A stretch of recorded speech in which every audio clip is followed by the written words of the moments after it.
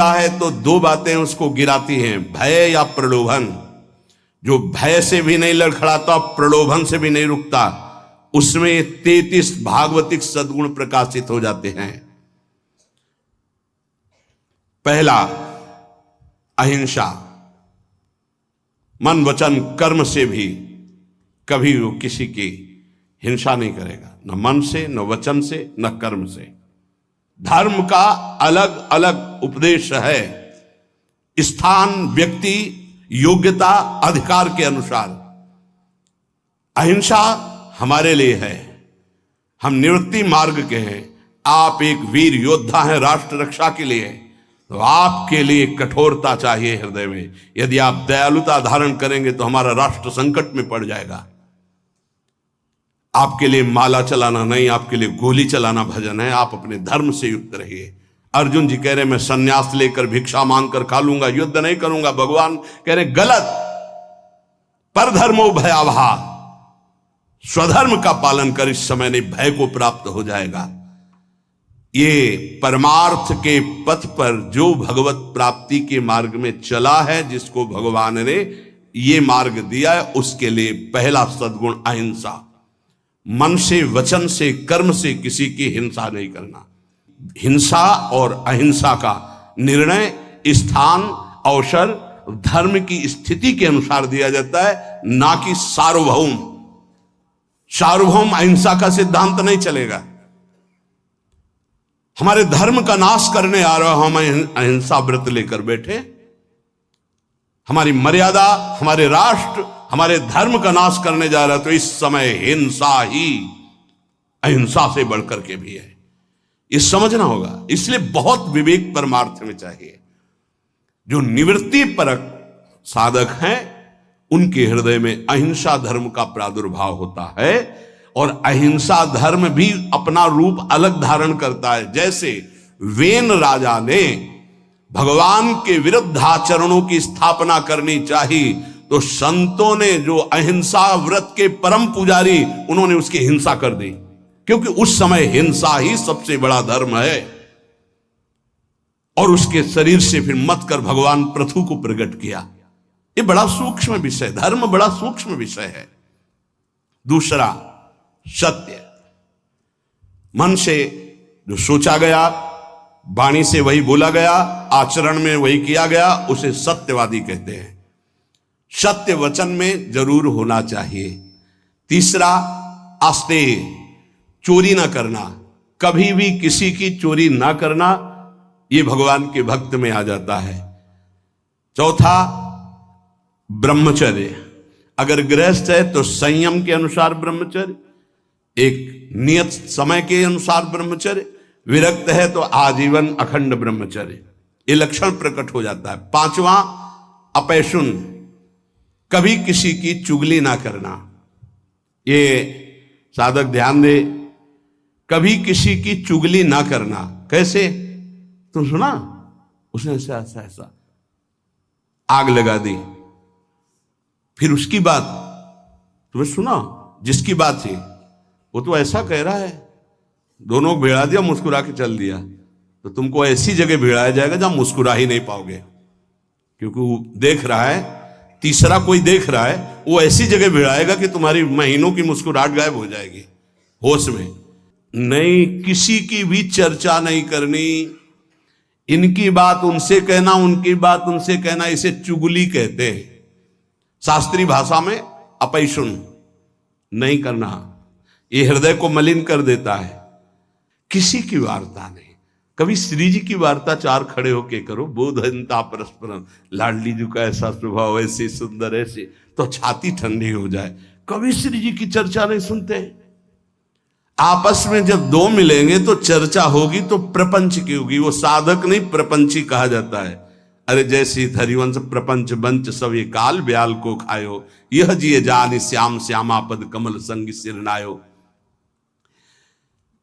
छठवां है लज्जा।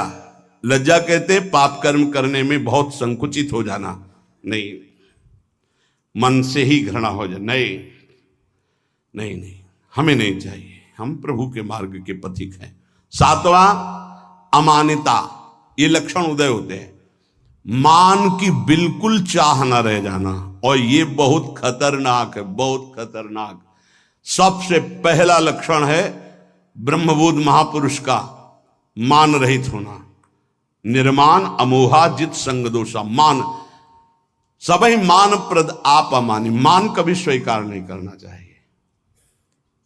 महापुरुषों को देखो, आज भी गुरुदेव भगवान आरती करके सबको पंचांग प्रणाम करते हैं, सबको पंचांग प्रणाम करते हैं। अपने लोग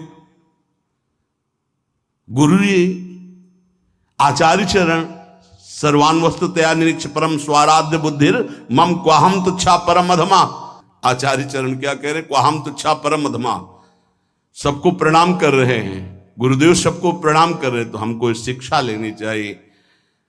अमानी ना मान देना, सब ही मान प्रद आप अमानी। ये अमानता, ये 7वां लक्षण उपासक के अंदर जागृत होता है। 8वां पवित्रता, शरीर पवित्र, वस्त्र पवित्र, चिंतन पवित्र, व्यवहार पवित्र। छल कपट से व्यवहार दूषित हो जाता है।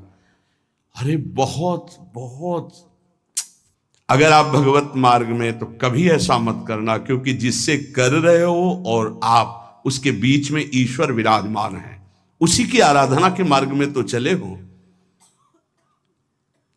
पवित्रता, शरीर पवित्र हो और वस्त्र पवित्र हो।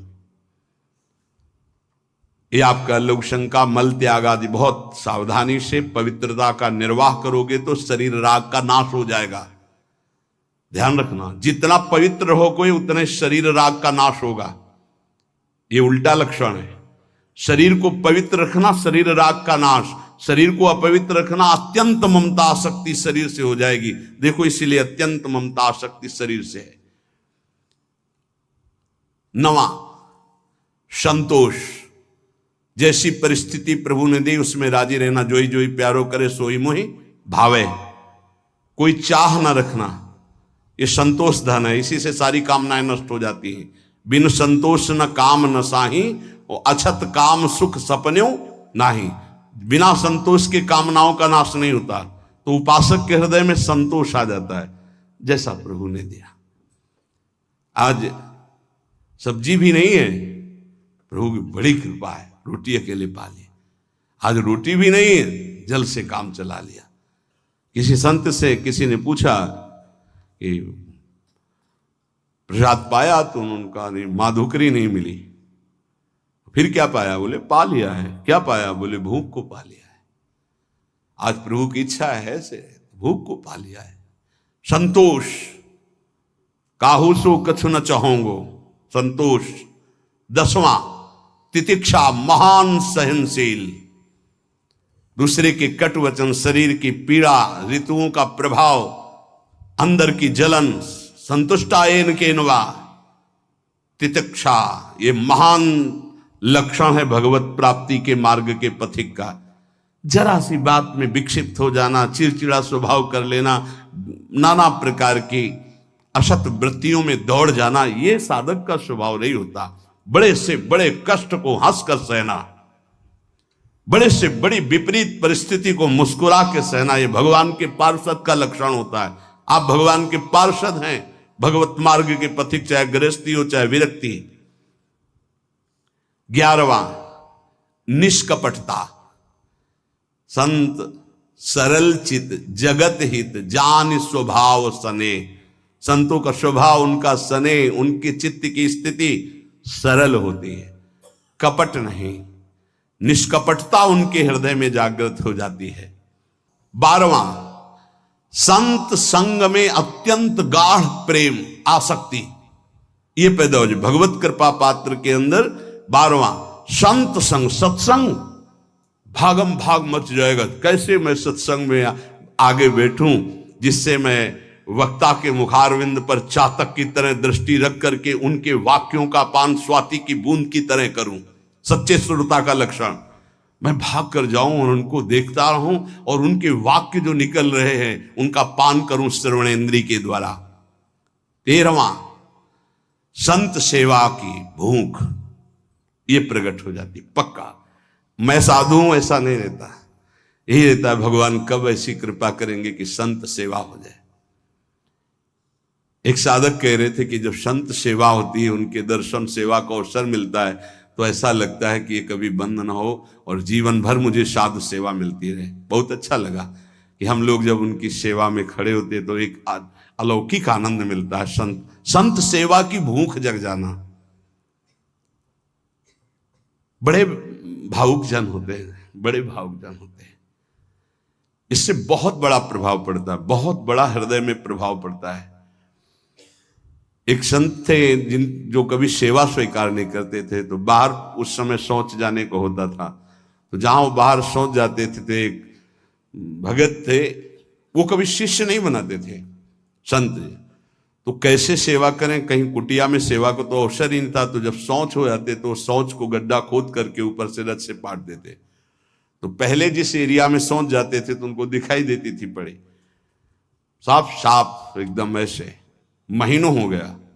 तो एक दिन छुप करके देखा तो वो कर नजदीक गए, कहा भाई ऐसी ये वृत्ति आप करते हो मुझे पसंद नहीं, आप क्यों करते हो?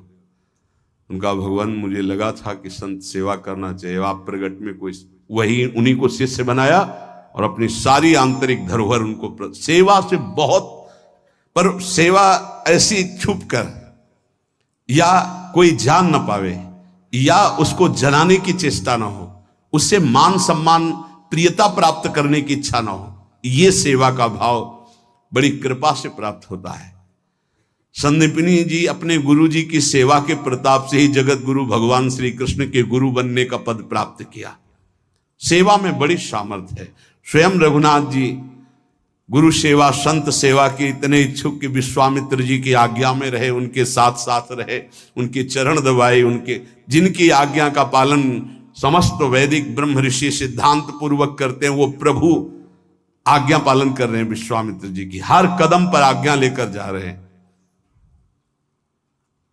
14वां तप कहते हैं मन में आए हुए विकारों को सह जाना, उसके अनुसार भोग क्रिया न करना, वो जो ताप होता है उसे सह जाना तप कहते हैं। अपने परमार्थ मार्ग में चलने में जो कष्ट मिलता है उसको हंस के सह जाना, उसे तप कहते हैं। जैसे किसी को भी नींद ना आती हो तो इस समय आराम से आ जाएगी घर में आराम से, लेकिन आप नींद का त्याग करके तो प्रणाम करते हैं। कहते हैं कलयुग चल रहा है, प्रणाम करते 10-10 20-20 हजार लोग मार्ग में, अगर हम वहां से 2:15 बजे निकलते हैं तो वो कै बजे से लगे होंगे, कै बजे खड़े रहे होंगे, कहां से आए होंगे, और किसी के चेहरे में कोई निराशा नहीं, नाचते हुए उत्साहित होते। मुझे तो सतयुग दिखाई दे रहा है, सब राधा राधा राधा राधा राधा। कहां उनकी नींद है, कहां उनकी सुविधाएं? छोटे छोटे गोद में बच्चे लिए धक्का खाते हुए खड़े हुए, बलियारी उनको प्रणाम है। क्या देखने के लिए खड़े हैं? क्या मिल जाता है उनको? ना एक चाय मिलती, ना एक लड्डू मिलता है, ना उनको ऐसे भी तो नहीं होता कि, और ऐसे है भी क्या? आया क्या कुछ तुम्हारे पास है? ऐसे कुछ आया क्या? कुछ नहीं, कुछ नहीं। नहीं तो हम कर तो रहे नहीं, लोग ऐसे नहीं। अगर कुछ आया हो तो बताओ, कुछ नहीं आया। राधा राधा राधा आया, बोलो या ना बोलो, राधा राधा राधा कान में आया, श्रवण में सुना, तुम्हारा मंगल हो गया। कैसे भगवान की कृपा पात्र जन हैं। अपने तो संत नहीं है, संतों की चरण धूलि के आश्रित हैं। वो केवल संत दर्शन मात्र के लिए दूर दूर से गाड़ियों से आकर के रोड में खड़े। आप सच्ची मानिए, जब दृश्य देखिए वहां पार्क उधर से जब मुड़ते हैं तो दोना पत्तल कीचड़, जहां कूड़ा है वहां वो खड़े हैं। तो उनके चरणों में मन प्रणाम करता है कि उनको ये नहीं कि मैं कीचड़ में घुसा खड़ा हूं या ये अशुद्ध दोने पत्तल उनके ऊपर खड़ा हूं, वह कहीं से भी दर्शन हो जाए मैं खड़ा हूं। प्रणाम है। तप अपने धर्म के पालन में जो कष्ट मिलता है उसको सहना। अपने धर्म के पालन में जो कष्ट है उससे, जैसे आप संयम से चल रहे तो काम वेदना जागृत हो रही, कोई आपको कटु वचन कह रहा तो क्रोध वेदना आ रही, आप अपने परिवार के मोह का पोषण नहीं कर रहे तो मोह जला रहा है, आपके पास अर्थव्यवस्था नहीं तो लोभ आपको सता रहा है, कई तरह की ऐसी वेदनाएं ताप हैं, पर साधक उधर ध्यान न देते हुए वो भगवान की तरफ बढ़ता, उसे ही तपस्वी कहते हैं, भारी तपस्या इसे कहते हैं। 15वां स्वाध्याय, अपनी वाणी जी का गायन और शास्त्र सिद्धांतों का स्वाध्याय। ये अगर आप नहीं भी करते हैं तो सुनने को मिल रहा है आप सबको, स्वाध्याय करने की रुचि बढ़ जाती है। देखो, जिनका हृदय अपवित्र है, जब वाणी जी होगी यहां बैठेंगे नहीं, यहां नहीं बैठेंगे, आपको बाहर मिलेंगे, क्योंकि मन बर्दाश्त नहीं कर पा रहा वाणी जी के श्रवण में। और जिनका मन निर्मल है, शांत वाणी जी में दृष्टि, उधर गायन हो रहा, कान में पड़ रही, अहो भाग्य, बैठे रहो, ये बंद करो, जो उद्दंडता है मन की बंद करो। सम दम, सम इंद्रियों को बहिर्मुख होने से बचाओ और अंतर्मुख रखो। दम मन का निग्रह करो, मन जो भोगों की तरफ जा रहा है उसे प्रभु की तरफ लगाओ, बार बार हटाकर भोगों से प्रभु की तरफ लगाना मनोनिग्रह, और इंद्रियों को विषयों से हटा करके बार बार प्रभु की तरफ लगाना इंद्रिय निग्रह। शम दम, दान विनय, ये 17वां दान। अगर आपके पास 100 रुपए हैं, किसी को बीमार देख रहे हो, कष्ट में देख रहे हो, या साधु सेवा या गौ सेवा जो हमारे धर्म के स्तंभ हैं, अगर 1 रुपए भी दे देते हो धर्म की कमाई का, तो बहुत बड़ा वो दान है। बेईमानी करके आप 1 लाख देते हो, उसका कोई महत्व नहीं, क्योंकि वो बेईमानी करने जिसके पास जाएगा उसकी बुद्धि को भ्रष्ट करेगा। धर्म के द्वारा कमाया हुआ यदि 1 रोटी भी दे देते हो तो वो दान माना जाता है। और अगर कहीं ये मानकर दे देते हो कि आपकी वस्तु आपको समर्पित, तो सेवा बन जाती है। विनय, आपका व्यवहार विनय पूर्वक होना चाहिए। सबहि मान प्रद आप अमानी, विनय इसी में आएगा। हंस बोले बहुमान दे, तरु सम सहनशीलता होए, परम उदार कहे सब कोई, सोच न मन कबहू करे, कब जब वृत्ति भगवदाकार हो जाए तब। नहीं, पहले प्रवचन में कहा है कि नारियल जैसा स्वभाव होना चाहिए, ऊपर से जटिल और कठोर और अंदर से मृदु। अगर ऊपर से मृदु रखोगे तो घायल हो जाओगे, तुम्हारी सामर्थ्य नहीं कि माया के आक्रमण को सह पाओ। एक बार जो तुम्हारी तरफ देखे, दोबारा प्रियता भरी नजर से ना तुम देखो ना वो देखे, जब तक भगवत साक्षात्कार। इसीलिए उत्तम साधकों को देखा गया गंभीर मुद्रा, हिम्मत ही नहीं पड़ेगी कि तुम उनसे संभाषण कर लो, पक्का तुम्हारी हिम्मत नहीं पड़ेगी कि बात कर लो। अगर तुम्हें श्री हरिवंश भी कहना है तो एक बार सोचना पड़ेगा, वही जाकर सिद्धावस्था को प्राप्त होते। पहले ही व्यवहार में विनम्रता और हंस बोले बहुमान दे, तो तुम्हारी सामर्थ्य नहीं कि तुम व्यवहार के प्रेम को पचा पाओ।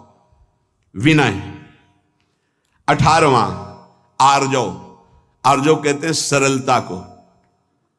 अंदर की सरलता बहुत उत्तम है, बाहर की कठोरता अति आवश्यक है साधक के लिए, बहुत जरूरी है। अगर बाहर से सरल हुए तो धोखा हो जाएगा। ये इसीलिए शास्त्र अनुभवी जिज्ञासु तभी ले पाएगा जब अनुभवी मिलेंगे, नहीं तो शास्त्र को सरल होना चाहिए। तो कैसा सरल होना चाहिए? बहुत सावधान हृदय सरल होना चाहिए, बाहर बहुत विवेक पूर्वक। बिल्कुल कोई ऐसा सरल नहीं है कि साधक से आप संभाषण कर लें, ऐसा स्वभाव बनाना चाहिए। सरल हृदय, संत सरल चित, जरा शब्द पर देखिए, सरल चित, चित्त में सरलता हो, व्यवहार आपका निष्कपट निश्चल, और व्यवहार थोड़ा शुष्क हो। कब तक? जब तक भगवत प्राप्ति न हो जाए। नहीं तो अगर शुष्क नहीं तो फिर रस में मक्खियां भनभनाने लगेंगी। आंतरिक रस बढ़ाओ, बाहर शुष्क रहो। जब बाहर ठाकुर जी श्री जी आदेश करें कि अब बहने दो रस की धारा, तो वो फिर संभाल लेंगे। 19वां दया, दया बिना साधु कसाई, दया करी तो आफत आई, ये उड़िया बाबा के ही वचन है। दया बिना साधु कसाई, दया होनी चाहिए, लेकिन वही दया तुम्हें मुक्त करेगी, वही दया तुम्हारे अंदर होनी चाहिए। दया का उल्टा क्या है? याद। भगवान की याद भुला दे, ऐसी दया कभी मत करना जैसा भरत जी ने किया। भरत जी ने दया किया और ममता साथ में जोड़ दी, भगवान का भजन छूट गया। अगला जन्म हिरण का बने, तब भजन शुरू हुआ। दया करनी है, पर दयालु भगवान का स्मरण करते हुए जो दया हो जाए, ऐसी दया नहीं करनी कि भगवान का स्मरण छूट जाए, हम फंस जाएं उस दया में। बहुत ऐसी जगह है जहां दया में फंसा जाता है, फिर निकलना बहुत कठिन होता है, भगवान ही निकालते हैं। दया। और 20वां है प्रबल श्रद्धा।